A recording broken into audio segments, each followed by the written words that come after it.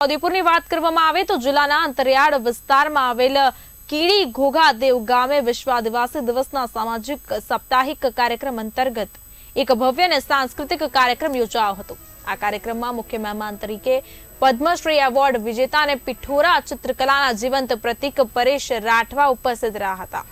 અતિથિ વિશેષ તરીકે જિલ્લા અક્ષય કેન્દ્રના વાલસંગ રાઠવા અને જય જવાન જય સૈનિક ફાઉન્ડેશનના પ્રમુખ ગોપાલ રાઠવા પણ હાજર રહ્યા હતા। સાથે જ ગામના માજી સરપંચ, યુવા ડોક્ટર અને શિક્ષકો સહિત મોટી સંખ્યામાં ગ્રામજનોની હાજરી રહી હતી। શાળાના વિદ્યાર્થીઓ દ્વારા પીહા પીહી, મોટલા ઢોલ અને તીરંદાજી જેવી પરંપરાગત કૃતિઓ રજૂ કરવામાં આવી હતી। કાર્યક્રમમાં વક્તાઓએ 9 ઓગસ્ટના રોજ વિશ્વ આદિવાસી દિવસના ઐતિહાસિક અને વૈશ્વિક મહત્વ પર પ્રકાશ પાડ્યો હતો।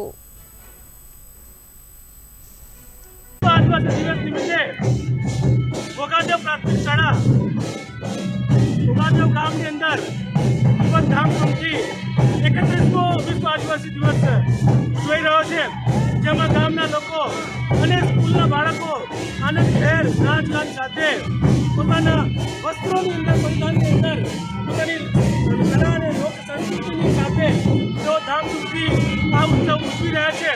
અને તે લોકોએ આજે તેઓ પણ લીધા છે કે અમે અમારી સંસ્કૃતિને, અમારા કલા વારસાને આજીવન જીવિત રાખીશું અને વિશ્વ લેવલે અમારી કલા અને સંસ્કૃતિનો પ્રચાર કરીને અમારું આદિવાસી બચાવીશું। પ્રથમવાર વિશ્વ આદિવાસી દિનની ઉજવણી કરી રહ્યા છે, જેમાં આજના અમારા મુખ્ય મહેમાન આદરણીય પદ્મશ્રી પરેશભાઈ રાઠવા સાહેબ, કે જેઓના અધ્યક્ષ સ્થાને આજે કીડી ઘોઘાદેવ પ્રાથમિક શાળામાં ખૂબ ધામધૂમથી આદિવાસી દિનની ઉજવણી કરવામાં આવી છે।